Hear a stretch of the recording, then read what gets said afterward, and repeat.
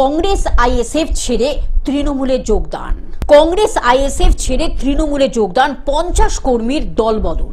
আসন্ন বিধানসভা নির্বাচনকে সামনে রেখে বসিরহাটের হাসনাবাদে তৃণমূল কংগ্রেসের শক্তি আরও বৃদ্ধি পেল। কংগ্রেস ও আইএসএফ ছেড়ে প্রায় 50 জন কর্মী তৃণমূল কংগ্রেসে যোগদান করলেন।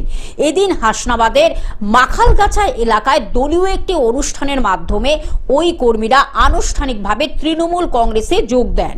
তৃণমূলের দলীয় পতাকা তুলে দিয়ে তাদের দলে স্বাগত জানান মাখালগাছা অঞ্চলের তৃণমূল কংগ্রেসের কনভেনার মুকুল মণ্ডল। রাজনৈতিক মহলের মতে বিধানসভা নির্বাচনের আগে এই ধরনের যোগদান স্থানীয় রাজনীতিতে নতুন সমীকরণ তৈরি করতে পারে।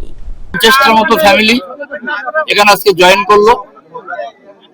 মমতা ব্যানার্জি উন্নয়নে সামিল হলো এবং তার আজ থেকে আমাদের আজকে তৃণমূল পরিবারের সদস্য হলো। বিধানসভা নির্বাচনের আগে এই যে জয়েন হলো, আপনাদের কি সার্বিক দিক দিয়ে ভোটের নির্বাচনে লড়াই করতে আরো সুবিধা হবে? অবশ্যই মানুষ যখন দলে দলে আসবে, মানুষ যখন দলে উন্নয়নে সামিল হবে তখন তো নির্বাচন করতে এমনি সহজ। তৃণমূল মাখালগাছা অঞ্চলে শুধু 26-এ নির্বাচনে শুধু দেখা যাচ্ছে ভোটের অপেক্ষা করছে।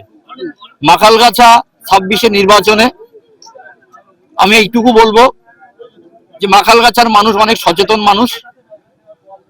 তার দিদি মমতা ব্যানার্জির সঙ্গে আছে, অভিষেক ব্যানার্জির সঙ্গে আছে, আমাদের জেলার অভিভাবক লিটন দা তার সঙ্গে আছে, সরোজ ব্যানার্জির সঙ্গে আছে, এটিএম আব্দুল রনিদা থেকে শুরু করে আমাদের এমএলএ থেকে শুরু করে ইস্কেন্দার গাজী আকের ভাই, আমাদের আসলাম গাজী, আইএসএফ এবং সিপিএম থেকে।